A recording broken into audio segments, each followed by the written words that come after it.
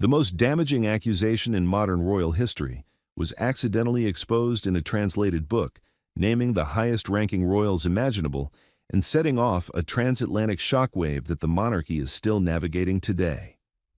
Welcome, ladies.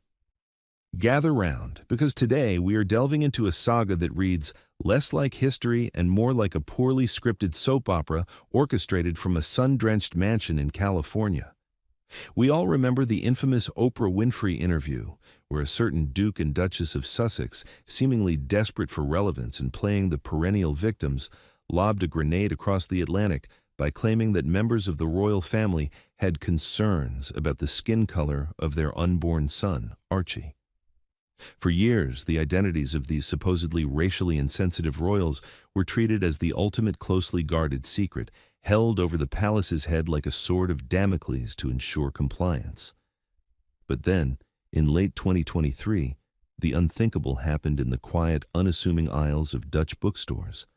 A translated version of Omid Scobie's latest attempt at royal biography, Endgame, hit the shelves, and suddenly the toxic secret was out. Printed there in stark black and white for anyone with a passing grasp of the Dutch language to see were the names of His Majesty King Charles and Catherine, Princess of Wales. It was an astonishing breach of protocol, a scandalous revelation that stripped away the carefully cultivated mystery and threw the very core of the British monarchy directly into the crosshairs of a ruthless global media frenzy. Before we continue, take a second to subscribe. These videos don't always get recommended, and this way you won't miss the next one. The moment the news broke, the atmosphere within the European publishing world shifted from routine commercial optimism to an unprecedented, breathless panic.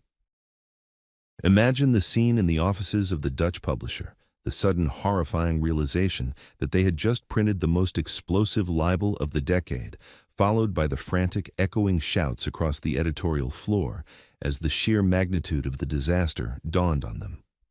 Orders were immediately barked down the telephone lines to pull the books from the shelves, and emergency recall executed with a desperate, sweating urgency that one usually reserves for toxic food products, not celebrity biographies. Thousands of copies were hastily boxed up, destined to be pulped into oblivion. But the damage, of course, was already irrevocably done. In the digital age, a secret spilled in Amsterdam is a secret known in London, New York, and naturally Montecito within mere seconds. The rapid withdrawal of the physical books only served to amplify the intrigue, turning a supposed translation error into the most sought-after piece of forbidden knowledge on the internet. It was a masterclass in the Streisand effect, where the frantic attempts to conceal the names only guaranteed that they would be plastered across every tabloid front page by the morning. One cannot help but look at the sheer logistical chaos of that afternoon, the scrambling executives, the breathless reporters, the sudden evaporation of thousands of hardcovers, and marvel at the destructive power wielded by those who trade in cheap royal gossip. Meanwhile, behind the heavy gilded doors of Buckingham Palace, the atmosphere was not one of blind panic, but of a cold, furious exhaustion. According to someone close to palace circles, the immediate reaction among the senior staff was a collective heavy sigh of disbelief, a profound weariness at being dragged back into the mud by the Sussexes' preferred cheerleader. There was a deafening silence that descended upon the corridors of power, the kind of silence that precedes a formidable storm, as courtiers and private secretaries gathered in secure rooms to assess the fallout. The legal teams, usually operating with a measured, aristocratic pace, were suddenly thrust into overdrive, scrambling to understand how a manuscript supposedly scrubbed of these names, for legal reasons magically regained them upon crossing the North Sea. The pressure within the palace walls was palpable, a suffocating tension born of the realization that the king and the future queen were being subjected to a trial by public opinion based on hearsay and deeply contested narratives. This was no longer just a tiresome family squabble. It was a direct, institutional threat, a calculated strike at the very moral authority of the sovereign. The emotional toll on the staff, many of whom have devoted their lives to protecting the dignity of the crown, was immense, filled with righteous indignation on behalf of a family that is legally and constitutionally bound by the Stoic mantra of never complain, never explain, even when faced with the most vile of provocations.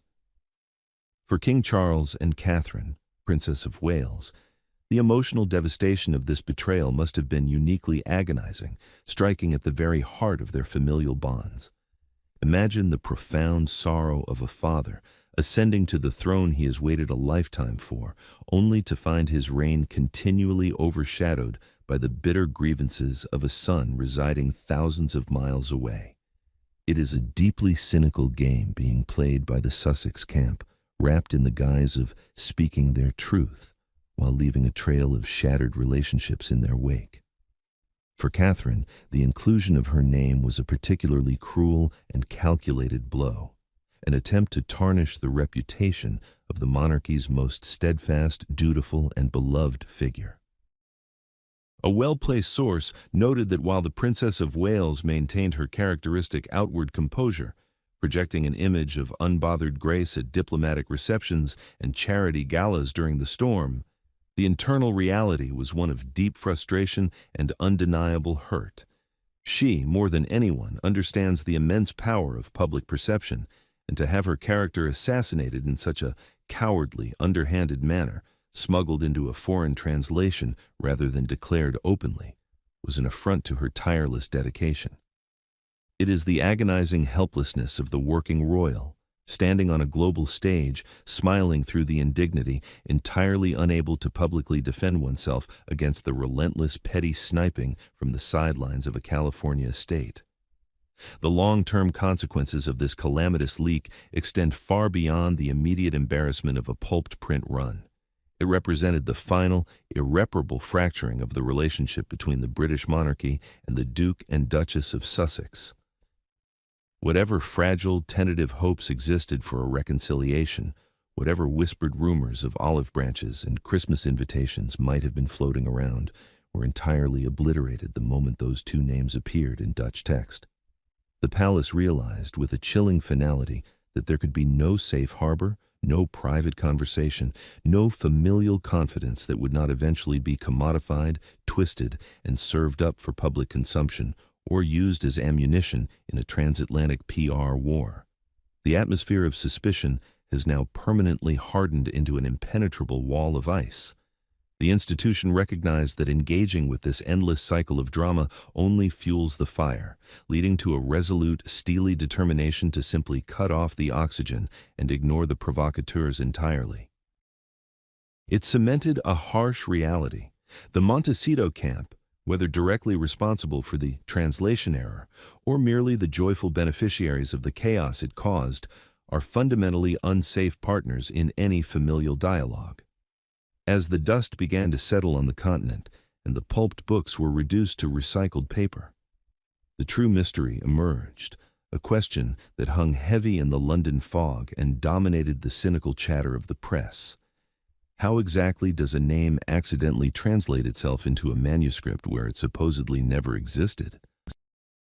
The sheer absurdity of the translation error defense presented to the world was, quite frankly, an insult to the intelligence of anyone who has ever so much as glanced at a book, let alone worked within the intricate machinery of international publishing. We are expected to believe, with a straight face, that a translator in the Netherlands, a professional whose sole task is to mirror the original text, somehow hallucinated the names of the sovereign and the Princess of Wales and saw fit to insert them into a manuscript where they supposedly never existed. It is a narrative so thin, so patently ridiculous, that it collapsed under the slightest bit of scrutiny from the very moment Omid Scobie took to the airwaves to offer his stuttering explanations. The atmosphere surrounding his subsequent media appearances, particularly that rather uncomfortable interview on British television, was thick with a palpable, cringing skepticism that radiated from the presenters and viewers alike. Watching a man who has styled himself as the ultimate royal gatekeeper scramble to distance himself from his own Greek tragedy was a masterclass in the art of the backpedal, though it lacked any of the grace one might expect from a seasoned operator. The public, particularly those of us who have seen these PR games played out over decades, watched with a raised eyebrow as the accidental narrative was peddled with increasing desperation, only to find that the more he spoke, the less anyone was inclined to believe a single word of the defense. Within the sterile, high-stakes environment of the global publishing houses, the internal monologue of the industry experts was one of sheer, unadulterated cynicism, as they knew all too well that names of this magnitude do not simply appear by some divine clerical error. A source behind closed doors whispered that the very idea of a translator taking such a massive legal and professional risk without an explicit directive from a master manuscript is virtually unheard of in the annals of modern literature. There is a rigid protocol to these things. Every word is vetted, every name is double-checked by legal teams who are paid handsomely to ensure that the house does not find itself at the receiving end of a high court injunction. The surrounding pressure on the Dutch team was immense, as they were essentially being asked to play the role of the fall guy for a blunder, or a calculation, that likely originated much further up the food chain. To suggest that a professional translator would accidentally libellous names into a sensitive royal biography is like suggesting a chef accidentally added arsenic to a soufflé. It is not a mistake.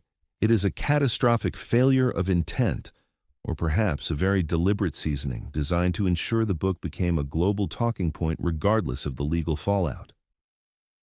As the days turned into weeks, the translation error began to look less like a blunder and more like a tactical, if somewhat clumsy, maneuver designed to generate the kind of international notoriety that money simply cannot buy.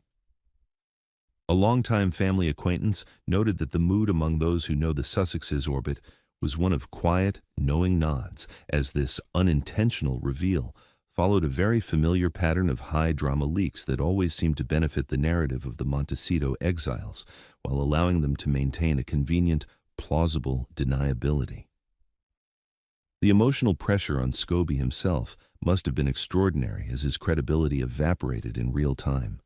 One could see the strain in the tight set of his jaw and the repetitive, rehearsed nature of his denials. He found himself in the unenviable position of being the face of a scandal that had clearly spiraled beyond his ability to control it, becoming a lightning rod for the collective irritation of a British public that is quite weary of these perpetual, accidental slights against the royal family.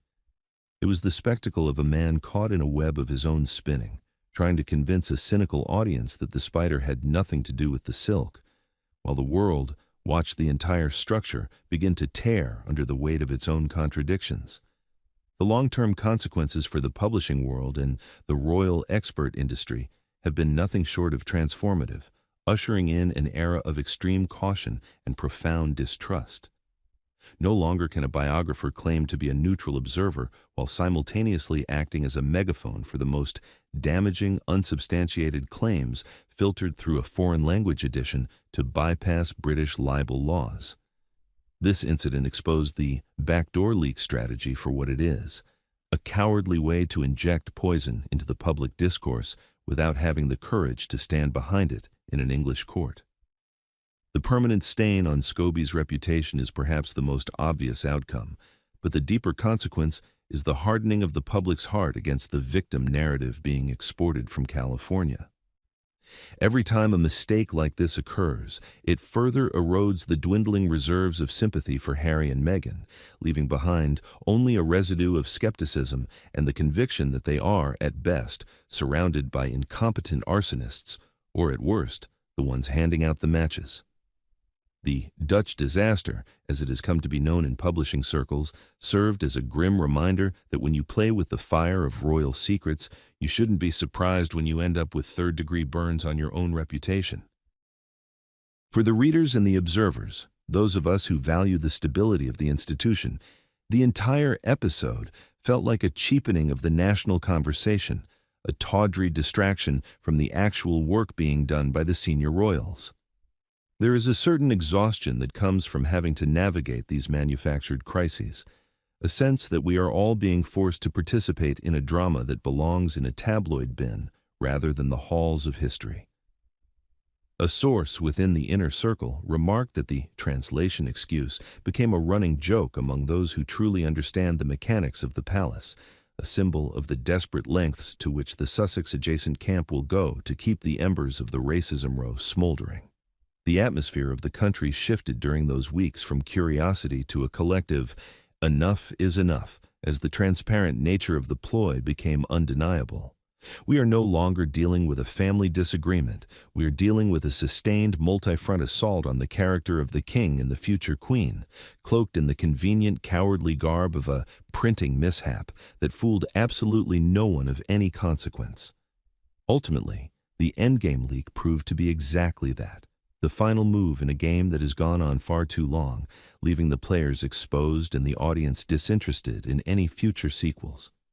It stripped away the last vestiges of the innocent mistake defense and revealed the machinery of modern celebrity gossip for the ruthless, cynical business that it is. The long-term damage to the Sussex brand is perhaps the most delicious irony of all. By attempting to name and shame the highest-ranking royals through a technicality, they succeeded only in shaming the very culture of leak and innuendo they have come to represent. As we move forward, the Dutch names will forever be cited as the moment the masks finally slipped, leaving us with a clear view of the desperation required to keep a failing narrative alive. It was a spectacular backfire that ensured that whatever Omid Scobie writes next, it will be viewed through a lens of extreme suspicion, and whatever the Sussexes say next will be met with the same quiet, knowing cynicism that has become the hallmark of the British public's response to their endless, wearying campaign. The focus of our narrative must now shift to the very pinnacle of the institution, to a man who found his early reign, a period traditionally defined by a sense of new beginnings and national unity, suddenly submerged in the murky waters of a character assassination attempt. King Charles III, a man who has spent decades preparing for the weight of the crown, was forced to confront an accusation that is perhaps the most radioactive in the modern social lexicon, and he had to do so while the world watched his every blink for a sign of guilt or agitation. The atmosphere within the private apartments at Sandringham and Buckingham Palace during those harrowing weeks was described by a well-placed source as one of stifled thunder. There was a profound sense of injustice radiating from the king, yet it was tempered by the ancient inherited necessity of royal restraint. Imagine the sheer, exhausting pressure of hosting state banquets and meeting world leaders while knowing that, in every newsroom from London to Tokyo, your name is being linked to a conversation about the skin tone of your own grandson. It is a psychological burden that would break a lesser man. Yet the king moved through his duties with a mechanical, almost defiant grace, refusing to lend the scandal the dignity of a public acknowledgement. To understand the inner monologue of the king during this period is to understand a father who has been profoundly, perhaps even fatally, let down by his youngest son. According to someone close to palace circles, Charles felt a sense of bewildered heartbreak, a recurring internal question of how a family dynamic could have become so weaponized and so public. There is a specific kind of grief that comes with realizing your own child, or at least the camp that purports to represent him, has allowed your character to be slaughtered on the altar of a book deal. The king, a man who has always been somewhat sensitive to his public image, found himself trapped in a silent cage. He could not shout his innocence from the rooftops without appearing desperate, yet the silence itself felt like a heavy shroud. One can almost see him in his private study, perhaps clutching a fountain pen or pacing the floor, grappling with the realization that the darling boy he once knew has been entirely replaced by a figure who permits, if not encourages, these scorched earth tactics. The emotional toll was not just one of anger, but of a deep, lingering sorrow for the total collapse of the paternal bond, a realization that the sanctity of the family hearth has been traded for the fleeting glare of a Hollywood spotlight. The surrounding pressure from the Commonwealth and the global community added a layer of geopolitical anxiety to what was already a personal tragedy. As the head of the Commonwealth, a diverse family of nations, the king is acutely aware that even the mere suggestion of racial bias is a poison that could threaten the very fabric of the organization he worked so hard to inherit and preserve.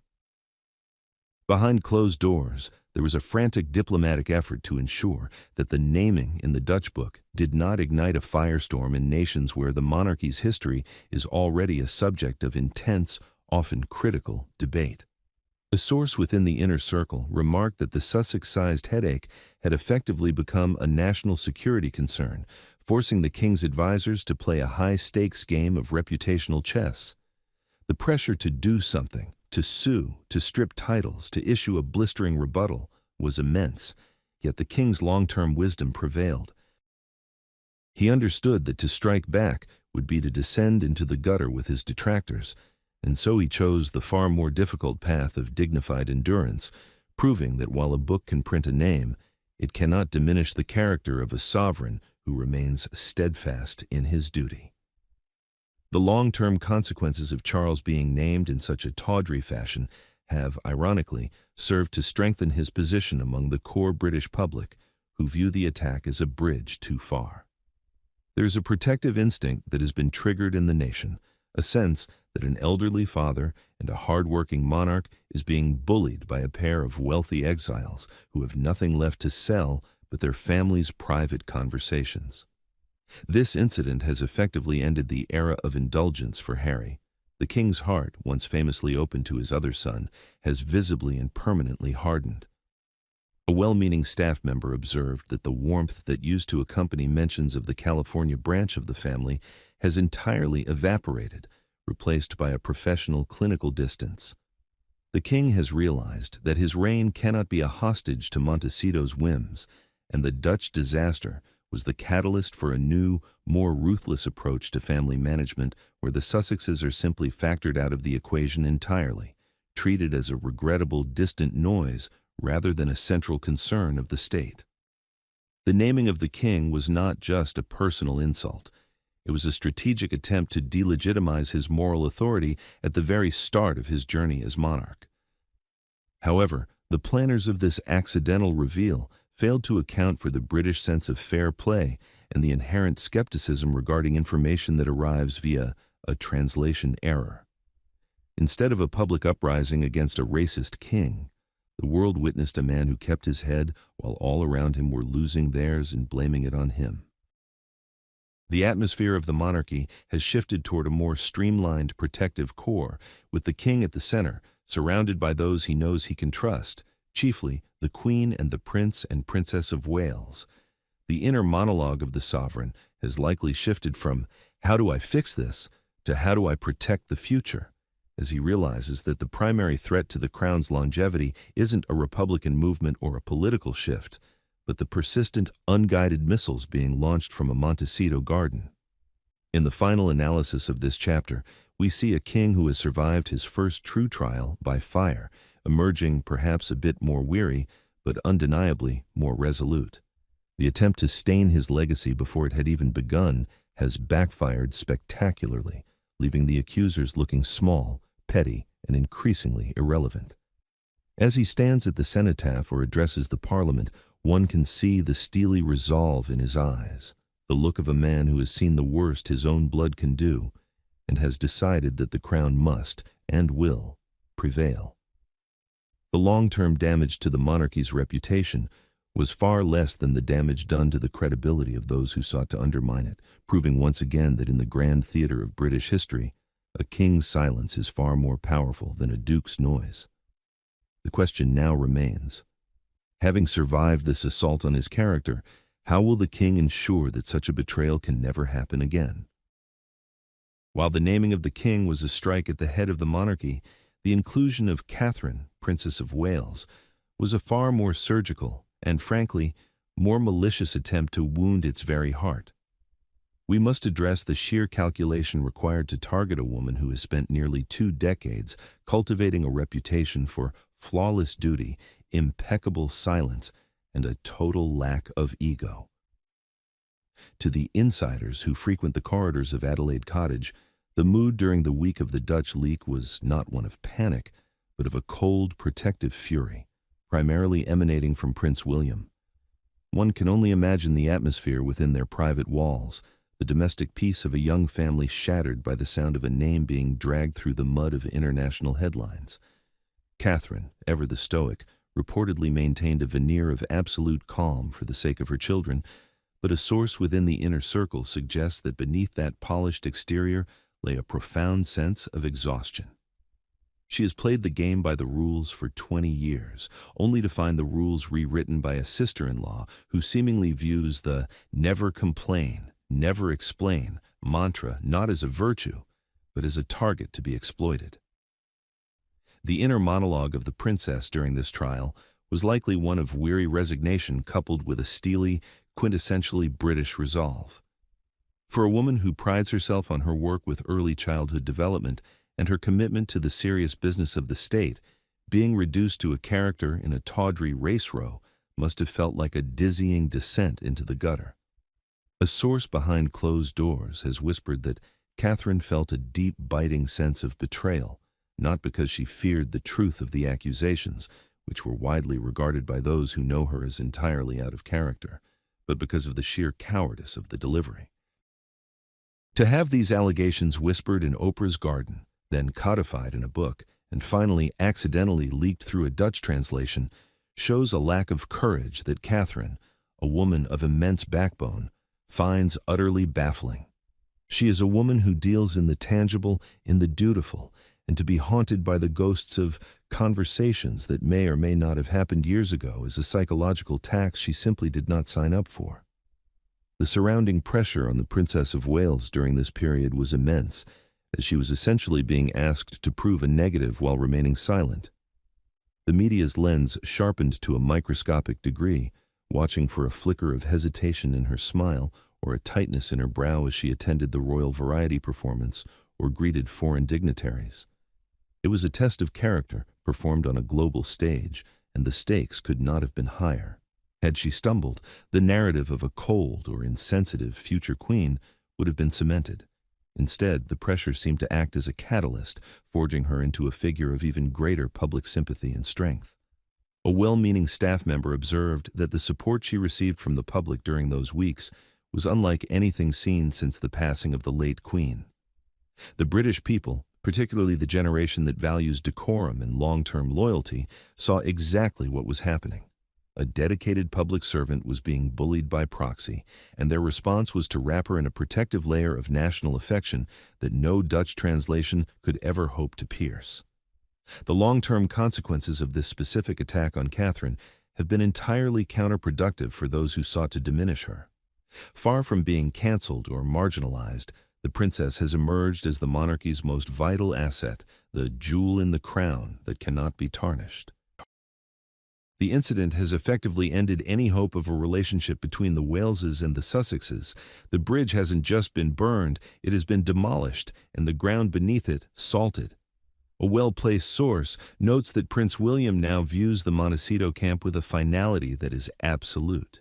To attack his father is one thing, but to go after his wife, the woman he spent years protecting from the very media circus the Sussexes now inhabit, is an unforgivable transgression. This has led to a streamlining of the firm, with William and Catherine becoming an even more impenetrable unit, a fortress of two that has decided that the only way to deal with the noise from across the Atlantic is to treat it as the irrelevant static it has become. There is a certain irony in the fact that the attempt to paint Catherine as a central figure in a scandal only served to highlight her remarkable self-possession. The atmosphere of the royal family has shifted toward a more modern, yet more disciplined structure, where Catherine's influence is quiet but profound. She has become the standard-bearer for the institution's future, proving that longevity in the public eye is built on substance, not sensationalism. The inner monologue of the princess today is likely focused on the horizon, on the work that outlasts headlines, while the gossip and the translation errors are left to rot in the bargain bins of history. She has learned that you cannot control what people say in a foreign language, but you can control the dignity with which you ignore it. And in that lesson, she has truly found her power as a future queen. Ultimately, the targeting of the Princess of Wales in the Endgame debacle was a tactical error of the highest order. It misread the room, underestimated the loyalty of the British public, and overestimated the power of a smear campaign against a woman who has given the world no reason to doubt her. As she continues her work, walking with her head held high through the remains of the scandal, it is clear that the only people whose reputations were permanently damaged were the ones who allowed her name to be printed in the first place. The princess has moved on, her silence becoming her most powerful rebuttal, leaving her detractors to shout into an increasingly empty room. The lesson for the Sussexes is a bitter one. You can try to take the crown, but you cannot take the character of the woman who is destined to wear it. And then we turn our gaze across the Atlantic to the sun-drenched, heavily fortified enclave of Montecito, where the silence following the Dutch leak was so profound, so absolute, it was practically deafening. For a couple that has made a lucrative second career out of sharing their truth and demanding accountability from every corner of the globe, their sudden vow of silence regarding the naming of King Charles and the Princess of Wales was as conspicuous as it was cynical. The atmosphere within their California estate was described by a source within the inner circle as one of high-stakes deliberation, a curated isolation where every phone call and every PR statement is weighed for its impact on their dwindling global brand. There is a chilling efficiency to their silence. They managed to let the poison circulate through the veins of the international media for days without a single word of defense for their own flesh and blood. It is the posture of those who wish to enjoy the results of a fire they claim they didn't start, warming their hands by the embers of a scandal while maintaining a convenient, legalistic distance from the arsonist. The inner monologue of the Duke and Duchess during this period was, if a source behind closed doors is to be believed, one of calculated dismay, not for the damage done to the monarchy, but for the potential collateral damage to their own carefully polished image as humanitarian leaders. There is an inherent anxiety in playing such a dangerous game of proxy warfare, the realization that Omid Scobie, a man so frequently dubbed their mouthpiece that the label has become part of his public identity, might have overplayed his hand. One can imagine the frantic whispered conversations behind those high walls, the attempts to figure out if the world would truly buy the translation error excuse, or if this would be the moment the public finally saw through the machinery of the leak. For Harry, the emotional pressure must have been particularly biting, a residual vestigial loyalty clashing with the requirements of his new, commercialized life. To see his father and his sister-in-law's names plastered across the headlines in connection with such a toxic accusation and to remain silent is a choice that speaks volumes about the current state of his soul. It is a hollow victory to have your grievances aired by a third party while you stand by, professing a convenient ignorance that no one in London and fewer in New York actually believes.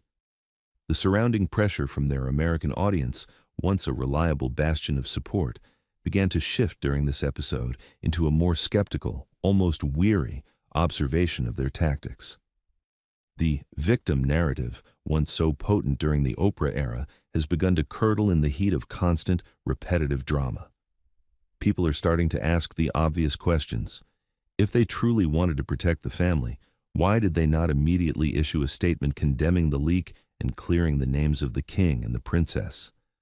A well-placed source suggests that this silence was viewed within palace circles as a final, definitive betrayal, a confirmation that the Sussexes are no longer interested in the peace they so often claim to seek, but are instead committed to a strategy of managed chaos. The atmosphere in Montecito is one of a fortress under siege, not by external enemies, but by the weight of their own contradictions, as they try to balance their desire for royal proximity with their relentless habit of undermining the very people who provide that proximity its value. The long-term consequences of this Montecito silence are perhaps the most damaging of all for Harry and Meghan, as it has effectively vaporized the last remaining drops of trust within the royal family. When you refuse to stand up for your family during a moment of global character assassination, you forfeit the right to ever be called family in any meaningful sense again. This incident has cemented their status as outsiders, not just geographically, but morally and institutionally. According to a longtime family acquaintance, the inner core of the monarchy, the king, the queen, and the Waleses, have now entered a phase of permanent exclusion regarding the Sussexes.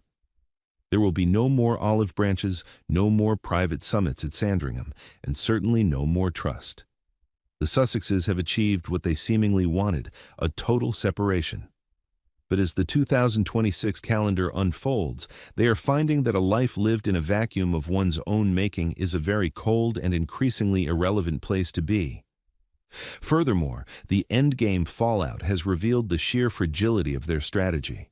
By relying on proxies like Scobie to do the heavy lifting of their vendettas, they have created a situation where they are constantly at the mercy of someone else's incompetence or translation errors. The atmosphere of their professional life is now one of constant damage control, a far cry from the shining light of impact they promised when they stepped back from royal duties. The inner monologue of the Duchess, a woman famously attuned to her own narrative, must be grappling with the reality that the Meghan as the victim of the institution story has run its course. The public has moved on to a new chapter, one where she is viewed with a weary, cynical eye, and where every accidental leak is met with a collective sigh of, "Here we go again."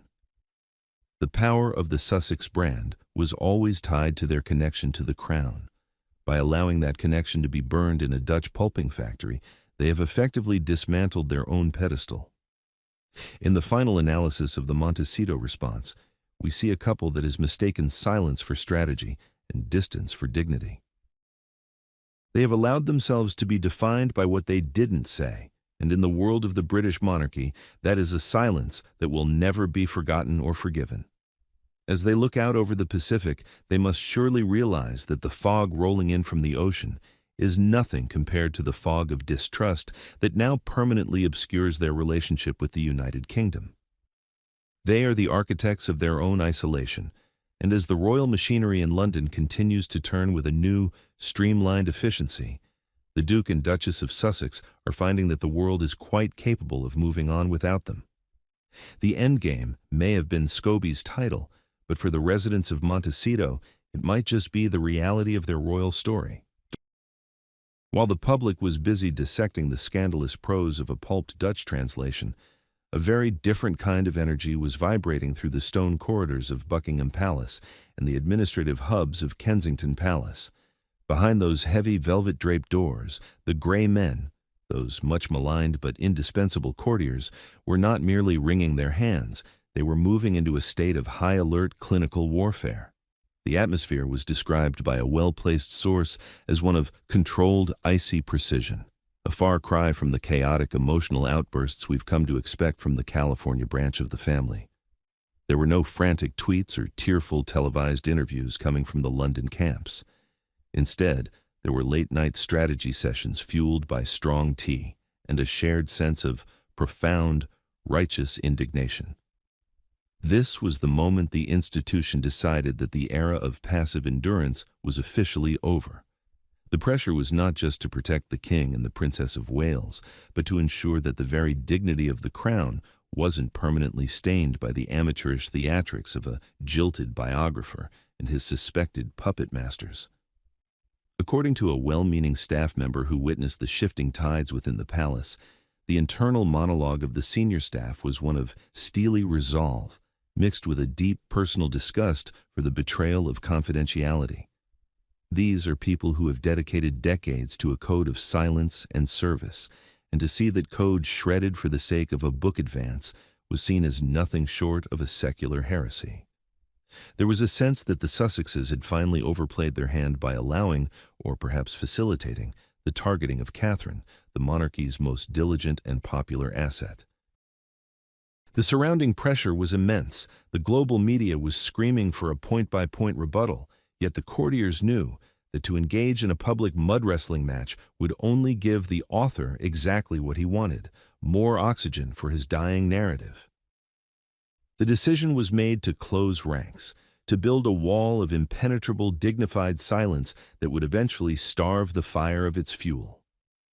It was a sophisticated gamble, relying on the British public's inherent sense of fair play and their growing exhaustion with the perpetual grievance cycle emanating from Montecito.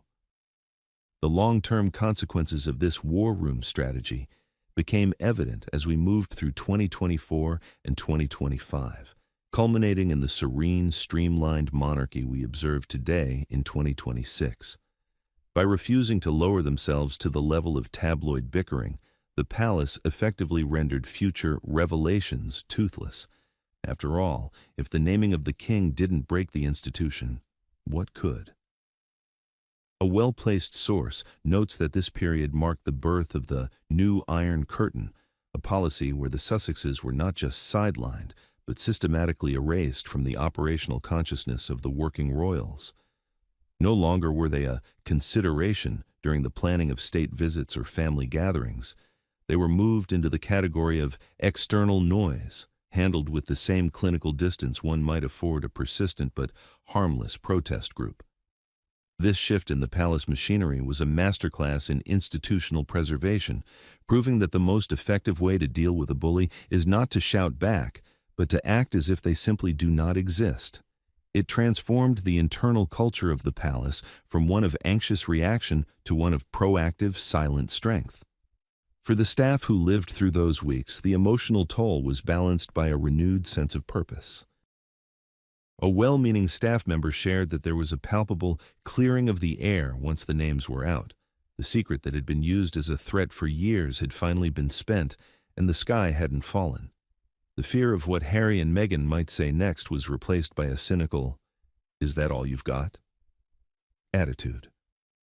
The pressure shifted from the defenders to the attackers, who suddenly found themselves with no more cards to play and a family that had collectively stopped picking up the phone.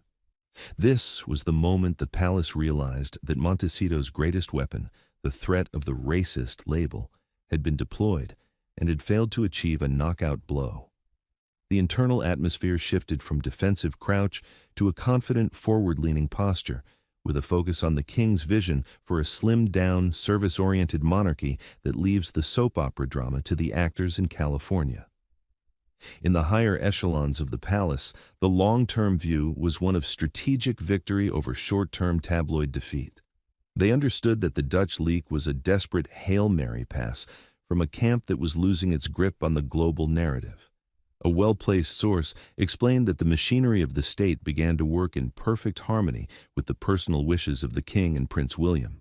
There would be no more summit meetings, no more reaching out, and certainly no more apologies for imagined slights. The consequences for the Sussexes have been a slow, painful descent into irrelevance, as the palace's refusal to engage left them with nothing to react to. In 2026, we see a monarchy that is more popular than it has been in years, precisely because it stood its ground and allowed the truth of its character to outweigh the fiction of a translated smear. The palace machinery didn't just go to war, it won by simply being better, quieter, and infinitely more dignified than those who sought to dismantle it. Ultimately, the war was won in the quiet rooms of London through the patient application of institutional wisdom over the impulsive requirements of the 24-hour news cycle. The well-meaning staff and well-placed sources who navigated these treacherous waters have seen the monarchy emerge not just intact, but refined. The surrounding pressure that once threatened to crack the foundation has instead packed the earth more tightly around it. As the King and the Princess of Wales continue their work today, the events of late 2023 are remembered not as a crisis of the crown, but as the final failed assault of a retreating army. The Grey Men may be anonymous, but their victory is visible in every poised public appearance of the royal family, standing as a testament to the power of a quiet, resolute truth over a loud translated lie. The machinery of the palace remains well-oiled and vigilant, ensuring that while the world may still listen to the gossip, it ultimately respects the silence of the sovereign. The atmosphere of the British media landscape, typically a place of carefully managed leaks and gentlemen's agreements, underwent a seismic shift the moment the names of King Charles and the Princess of Wales began to circulate in the digital shadows. For a few brief tense days, the mainstream press in the United Kingdom exercised a rare form of self-censorship, bound by legal caution and a lingering respect for the privacy of the sovereign. But as the names became the worst-kept secret in the world, the pressure behind the media dam became unbearable.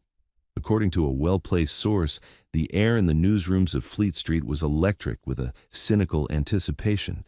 Editors knew the translation error excuse was a farce, and they were simply waiting for the first person to blink. That person, of course, was Piers Morgan. By broadcasting those names to the nation on his evening program, he didn't just break a story. He shattered the polite fiction that the British public could be shielded from a scandal that was already being dissected by millions of people across the globe. It was a moment of absolute, unvarnished reality that forced the entire country to look the Endgame strategy directly in its ugly, distorted face. The inner monologue of the British public during this reveal was not one of shocked betrayal by the royals, but rather a surging, righteous indignation directed at the source of the smear.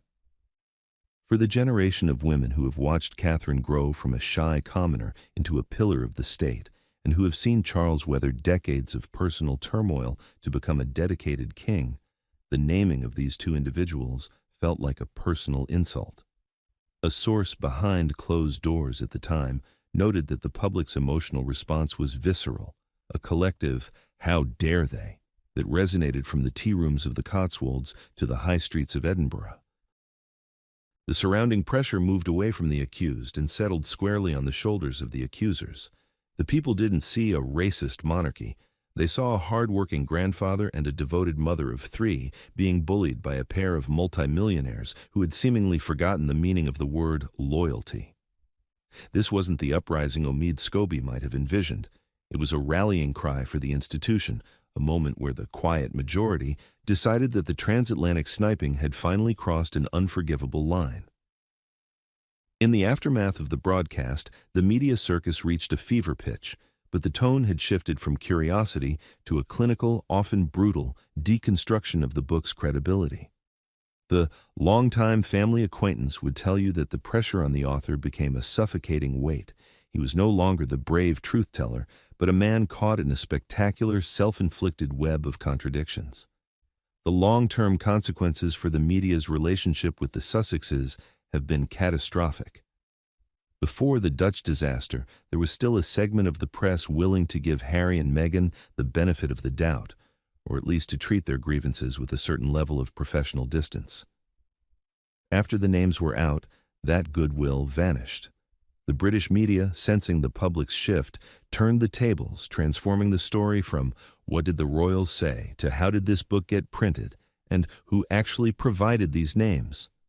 The hunters became the hunted, and the Montecito machine found itself facing a press corps that was no longer interested in their curated press releases, but was instead focused on the suspicious mechanics of their PR strategy. The emotional toll on those within the palace during this media firestorm was mitigated by the unexpected, overwhelming wave of support that flooded in from every corner of the country.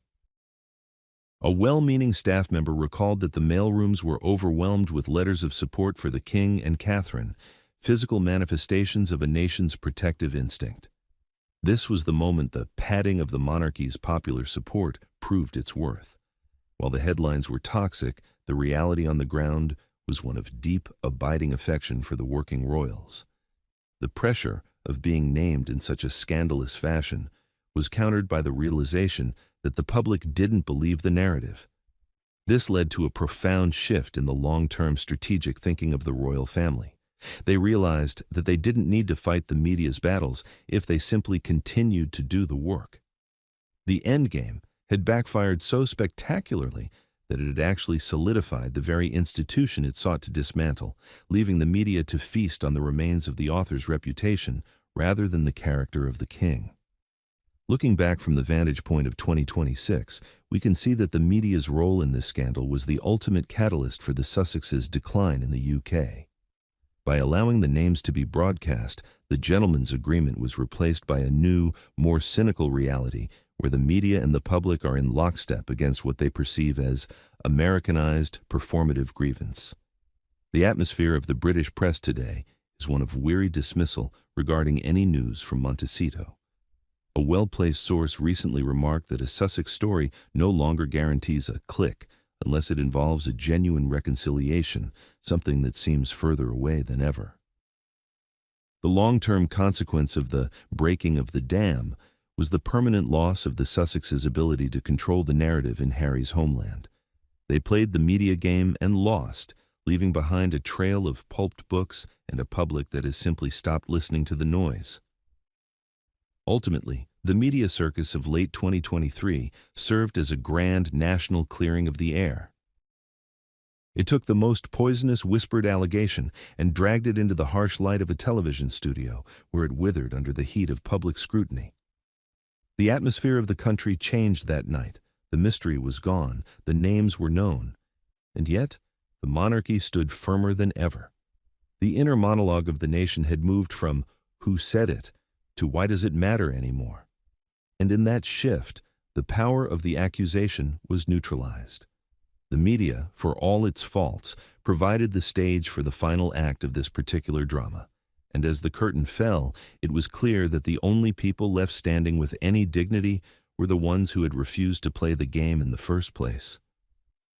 The king and his daughter-in-law remained at their posts while the circus moved on, leaving the architects of the scandal to wonder how a leak designed to destroy a legacy ended up cementing it. We find ourselves, then, at the end of a very long and rather tawdry road, looking back at the wreckage of what was once billed as a definitive blow to the British monarchy. As we stand here in 2026, the dust has finally settled on the Dutch disaster, and the view is remarkably clear. The atmosphere that once felt heavy with the threat of scandal has been replaced by a calm, albeit cynical, acceptance of the new status quo.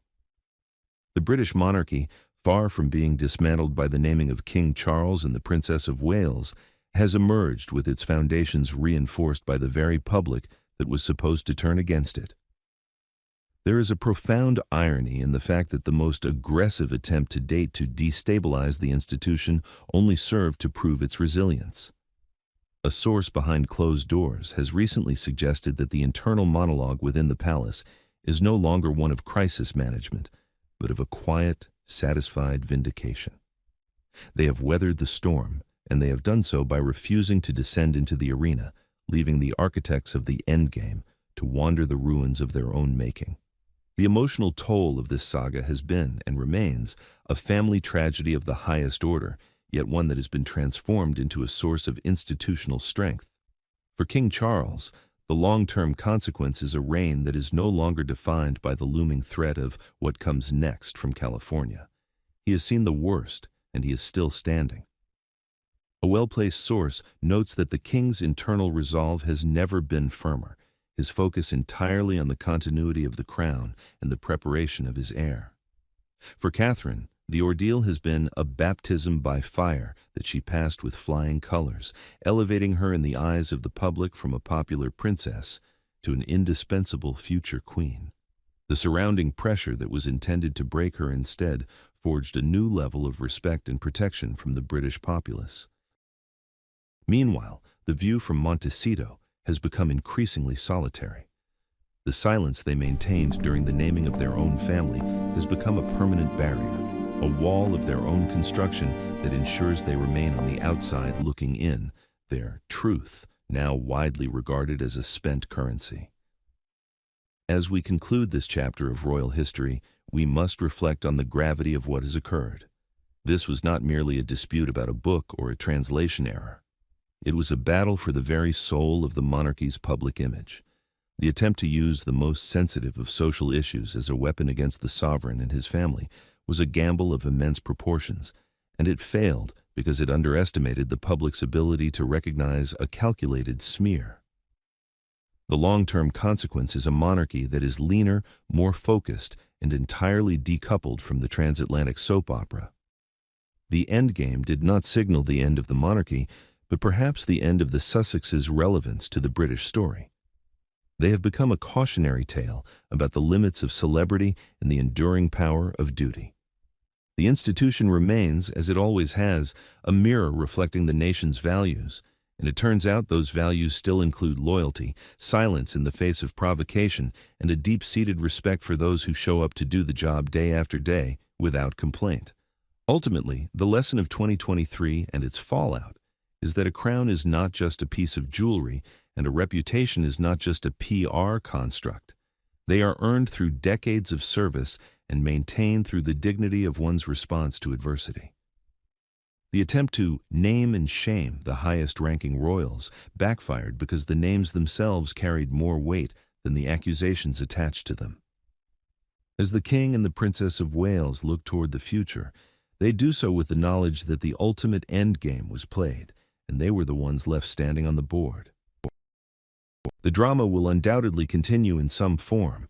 There will always be another book, another interview, another accidental leak, but the power of those tactics has been permanently diminished. The monarchy has moved on, and perhaps it is time for the rest of the world to do the same, leaving the gossip and the translation errors to the bargain bins of history where they truly belong. The story of the Dutch leak is a reminder that in the grand theater of life, character is the only script that truly matters. Leave your thoughts below. I read every word you write, and I am particularly curious to hear if you believe the Sussexes can ever truly recover from the silence they chose during the scandal. And if you value this unvarnished, perhaps slightly cynical look at the machinery of the monarchy, do ensure you are subscribed and share this with those who appreciate the truth over the headlines. Until next time, I remain your humble observer of the corridors of power.